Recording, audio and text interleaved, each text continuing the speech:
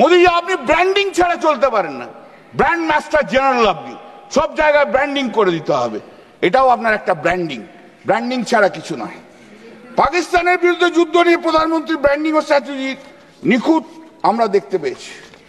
ভারত 1947 সালে স্বাধীনতা অর্জনের পর 1965, 1971, 1999 সালে যুদ্ধ সহ বহু সংকট জঙ্গি আক্রমণকে সফলভাবে অতিক্রম করেছে। এমনকি 2008 সালের মুম্বাই হামলার পরও তখনকার প্রধানমন্ত্রী মনমোহন সিং এর নেতৃত্বাধীন সরকার আন্তর্জাতিক স্তরে পাকিস্তানকে চাপেও ফেলেছিলেন। ইন্দিরা গান্ধীর শাসনকালে এবং ফিল্ড মার্শাল মানেকশের সামরিক নেতৃত্বে ভারত 1971 সালে পাকিস্তানের ওপর সম্পূর্ণ আধিপত্য অর্জন করে পাকিস্তানকে দুটো ভাগে ভাগ করে দিয়েছিল। সেদিন থেকে প্রধানমন্ত্রী মোদীর নেতৃত্বাধীনে রাজনৈতিক নেতৃত্ব আজ ব্যর্থ, কিচ্ছু করতে পারেনি। সবচেয়ে অবাক করা ঘটনা হলো মার্কিন যুক্তরাষ্ট্রের যুদ্ধবিরোধী চাপ মেনে নিয়ে ট্রাম্পের কাছে নথি স্বীকার করে দেওয়া। 1979 সাল থেকে 2024 পর্যন্ত সারা বিশ্বে রেকর্ডকৃত সন্ত্রাসবাদী হামলা হয়েছে 66,872টি, যেখানে প্রাণহানির সংখ্যা 2,49,941। ভারত স্বাধীন হওয়ার পর গত 78 বছরে এই দেশে 12,813টি সন্ত্রাসবাদী হামলা হয়েছে, যেখানে নিহত হয়েছেন 20,909 জন আর আহতের সংখ্যা 31,452 জন। শুধুমাত্র 2014 থেকে 2025 সালের জুলাই পর্যন্ত নরেন্দ্র মোদীর সময়, প্রধানমন্ত্রী নরেন্দ্র মোদীর সময় সন্ত্রাসবাদী হামলা হয়েছে 4,276টি, সেখানে নিহতের সংখ্যা হচ্ছে 8,163 জন।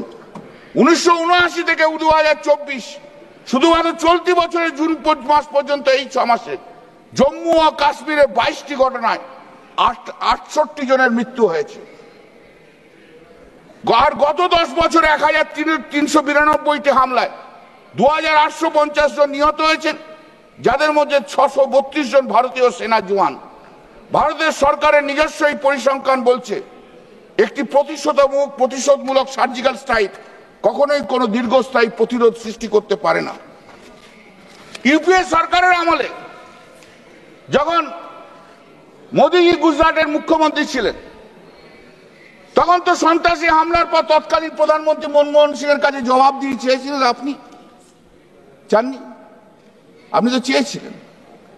সীমান্ত সেনা, গোয়েন্দা ও কেন্দ্রীয় নিয়ন্ত্রণ থাকা সত্ত্বেও সন্ত্রাসবাদীরা কিভাবে বারবার ভারতের ভূখণ্ডে প্রবেশ করে, এটাই তো ছিল মুখ্যমন্ত্রী নরেন্দ্র মোদীর প্রশ্ন। আজ আমাদের সেই প্রশ্ন প্রধানমন্ত্রী নরেন্দ্র মোদীর কাছে। How the terrorist can enter into the territory of India when there is a border security force, when there is a CISF, when there is a intelligence. The question which was raised by the Honorable Chief Minister Narendra Modi during his tenure as a Chief Minister to Manmohan Singh, same question I am raising today to the Honorable Prime Minister Narendra Modi during his regime as Prime Minister. आतंकवादी रो रहे हैं, आतंकवादियों के आका रो रहे हैं, और उनको रोते देखकर यहां भी कुछ लोग रो रहे हैं।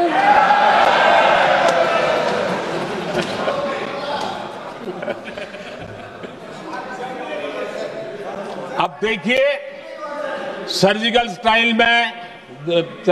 स्ट्राइक चल रही थी, उसके बाद उन्होंने एक खेल खेलने की कोशिश की, बात जमी नहीं। एयर स्ट्राइक हुई तो दूसरा खेल खेलने की कोशिश की, वो भी जमी नहीं। जब ये ऑपरेशन सिंदूर हुआ तो उन्होंने नया पैंतरा शुरू किया। और क्या शुरू किया? रोक क्यों दिया? पहले तो मानने को तैयार नहीं थे कि मुक्त करते, अब कहते रोक क्यों दिया। वारे बयान बहादुरों,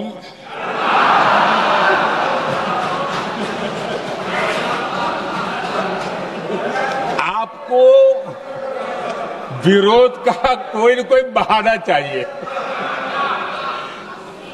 और इसलिए सिर्फ मैं नहीं, पूरा देश आप पर हंस रहा है।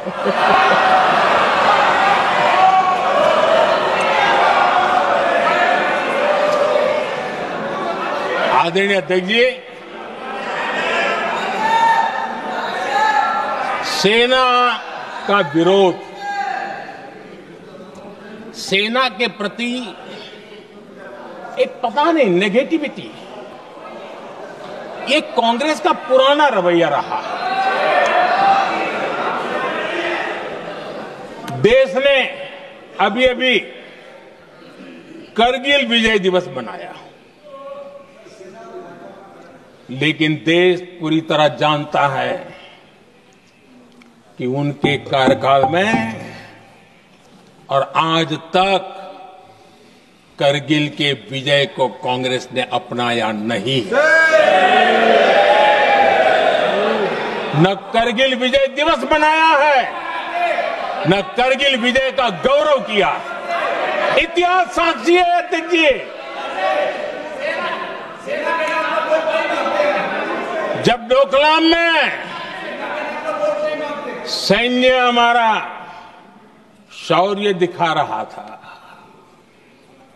तब कांग्रेस के नेता चुपके चुपके किससे ब्रीफिंग देते थे वो सारी दुनिया अब जान गई।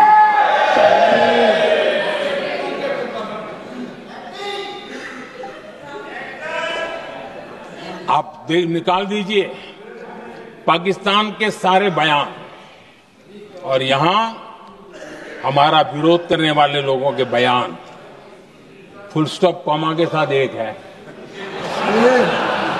क्या कहेंगे इसको? और बुरा लगता है सच बोलते हैं तो। पाकिस्तान के साथ सुर में सुर मिला दिया जाता है। आदरणीय अध्यक्ष जी, देश हैरान है, कांग्रेस ने पाकिस्तान को क्लीन चिट दे दी है।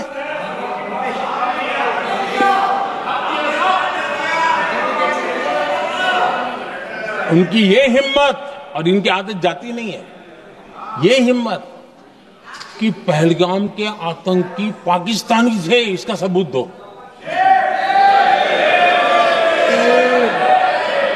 क्या कह रहे हो तुम लोग? ये कौन सा तरीका है?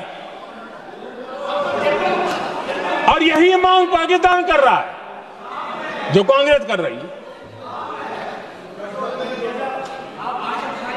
और आदरणीय अध्यक्ष जी, आज जब सबूतों की कोई कमी नहीं है, सब कुछ आंखों के सामने दिखता है, तब ये हालत है। अगर ये सबूत ना होते तो क्या करते ये लोग, आप बताइए। आदरणीय अध्यक्ष जी,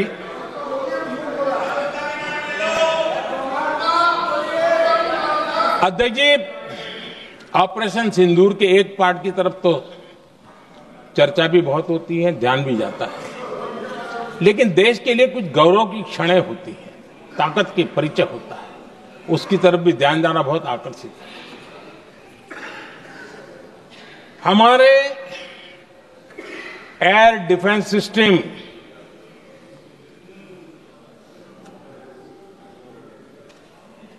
दुनिया में इसकी चर्चा है।